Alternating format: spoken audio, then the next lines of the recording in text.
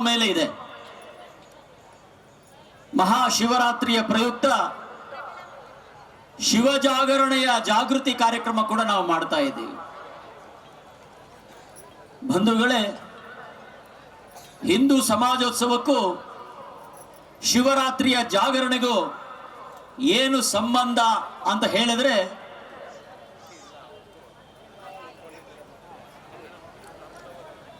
ಭಾರತದ ತುತ್ತ ತುದಿಯಲ್ಲಿರ್ತಕ್ಕಂಥ ಕೈಲಾಸ ಪರ್ವತದಲ್ಲಿರ್ತಕ್ಕಂಥ ಸಾಕ್ಷಾತ್ ಪರಮೇಶ್ವರನನ್ನ ವಿವಾಹ ಆಗಬೇಕು ಅಂತೇಳಿ ಪಾರ್ವತಿ ದಕ್ಷಿಣದ ಕನ್ಯಾಕುಮಾರಿಯಲ್ಲಿ ಒಂಟಿ ಕಾಲಲ್ಲಿ ನಿಂತು ತಪಸ್ಸು ಮಾಡ್ತಾಳೆ.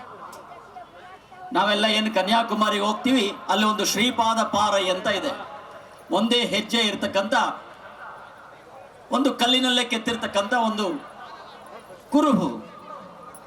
ಅಂದ್ರೆ ಪಾರ್ವತಿ ಪರಮೇಶ್ವರನ್ನ ಒಲಿಸೋದಕ್ಕೆ ಒಂಟಿ ಕಾಲಲ್ಲಿ ನಿಂತು ತಪಸ್ಸು ಮಾಡಿ ಶಿವನನ್ನ ವರಿಸಿದಂತ ಒಂದು ಘಟನೆ ಈ ದೇಶದಲ್ಲಿ ನಡೆದಿರಬೇಕಾದ್ರೆ, ಈ ದೇಶವೇ ಪಾರ್ವತಿ ಪರಮೇಶ್ವರರಿಂದ ಕೃಪಾಪೋಷಿತವಾಗಿರ್ತಕ್ಕಂಥ ದೇಶ ಅಂತ ಹೇಳಿದ್ರು ತಪ್ಪಾಗಲಿಕ್ಕಿಲ್ಲ. ಬಂಧುಗಳೇ, ನಾವೆಲ್ಲ ಕೇಳಿದೀವಿ 12 ಜ್ಯೋತಿರ್ಲಿಂಗಗಳು ಈ ದೇಶದಲ್ಲಿ ವಿಶೇಷ. 12 ಕಡೆ ಸಾಕ್ಷಾತ್ ಪರಮೇಶ್ವರನ ಜ್ಯೋತಿರ್ಲಿಂಗಗಳಿದೆ. 64 ಶಕ್ತಿಪೀಠಗಳಿದೆ. ಶಕ್ತಿಪೀಠ ಅಂದ್ರೆ ಯಾವುದು? ಪಾರ್ವತಿಯ ಶಕ್ತಿಯ ಅವತಾರದ ಮತ್ತೊಂದು ರೂಪವೇ ಆ ಶಕ್ತಿಪೀಠಗಳು. 64 ಶಕ್ತಿಪೀಠಗಳಿದೆ. ಎಲ್ಲಿದೆ ಇದೆಲ್ಲ ಅಂತ ಹೇಳಿದ್ರೆ, ದೇಶದ ಬೇರೆ ಬೇರೆ ಮೂಲೆಗಳಲ್ಲಿ, ಬೇರೆ ಬೇರೆ ಜಾಗಗಳಲ್ಲಿ, ಬೇರೆ ಬೇರೆ ಸ್ಥಳಗಳಲ್ಲಿದೆ. ಅಂದ್ರೆ ಈ ದೇಶವನ್ನ ಜೋಡಿಸಿರುವಂಥದ್ದು 12 ಜ್ಯೋತಿರ್ಲಿಂಗಗಳು, 64 ಶಕ್ತಿಪೀಠಗಳು. ಈ ಶಕ್ತಿ ಮತ್ತು ಶಿವ ಎರಡೂ ಸೇರಿ ಈ ದೇಶವನ್ನ ಜೋಡಿಸಿದೆ. ಈ ದೇಶಕ್ಕೆ ನಮಗೆ ಕೃಪೆ ಮಾಡೋದಕ್ಕೆ ಪಾರ್ವತಿ ಪರಮೇಶ್ವರನೇ ಇವತ್ತು ನಮ್ಮ ಮುಂದೆ ನಿಂತಿದ್ದಾರೆ ಅಂತ ಹೇಳಿದ್ರು ಆಶ್ಚರ್ಯ ಆಗೋದಿಲ್ಲ. ಬಂಧುಗಳೇ, ಇವತ್ತು ನಾವು ಶಿವಜಾಗರಣೆಯನ್ನ ಆಚರಿಸ್ತಾ ಇದ್ದೀವಿ.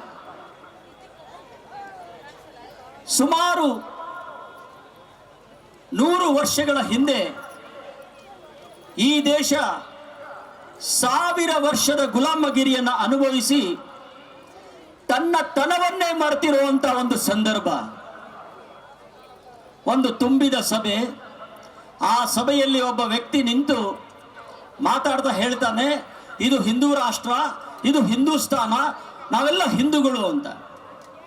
ಬಂಧುಗಳೇ, ಅರ್ಥ ಮಾಡಿಕೊಳ್ಳಿ, 100 ವರ್ಷಗಳ ಹಿಂದೆ ಪರಿಸ್ಥಿತಿ ಹೇಗಿತ್ತು ಅಂತ.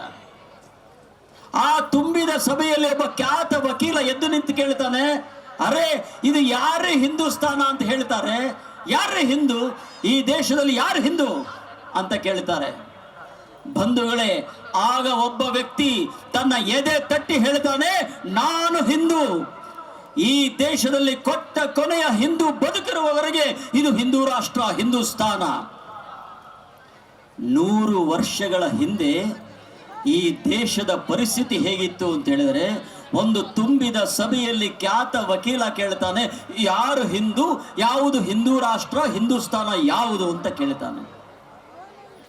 ಇದಕ್ಕೆ ಕಾರಣವೂ ಉಂಟು. 1000 ವರ್ಷಗಳ ಕಾಲ ಈ ದೇಶವನ್ನು ವಿದೇಶಿಯರು ಆಳಿದ್ರು. ಹೂಣರು ಬಂದರು, ಡಚ್ಚರು ಬಂದರು, ಪೋರ್ಚುಗೀಸರು ಬಂದರು, ಮೊಘಲರು ಬಂದರು, ಮುಸಲ್ಮಾನರು ಬಂದರು, ತುರುಕರು ಬಂದರು. ಅದಾದ ನಂತರ ಬ್ರಿಟಿಷರು ಬಂದರು. ಒಬ್ಬರಾದ ಮೇಲೆ ಒಬ್ಬರು ದಾಳಿ ಮಾಡಿದ್ರು.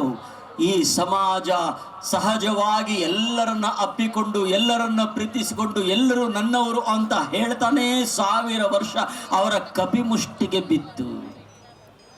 ನಮ್ಮ ಮಠ ಮಂದಿರಗಳು ನುಚ್ಚು ನೂರಾಯಿತು. ನಮ್ಮ ಸಂಸ್ಕೃತಿಗಳು ವಿಸ್ಮೃತಿ ಆಯಿತು. ಆ ವಿಸ್ಮೃತಿಯಿಂದ ವಿಕೃತಿಗಳು ಪ್ರಾರಂಭ ಆಯಿತು. ಇವತ್ತು ನಾವು ಯಾರ ಹತ್ರ ಆದರೂ ಮಾತಾಡಕ್ಕೆ ಹೋದ್ರೆ, ಹಿಂದೂಗಳು ಒಟ್ಟಿಗೆ ಸೇರಬೇಕು ಅಂತ ಹೇಳಿದ್ರೆ ಸಹಜವಾಗಿ ಅವ್ರ ಬಾಯಲ್ಲಿ ಬರುವಂತ ಪ್ರಶ್ನೆ, ನಮ್ಮಲ್ಲಿ ಜಾತೀಯತೆ ಇದೆ ರೀ, ಒಗ್ಗಟ್ಟಿಲ್ಲ.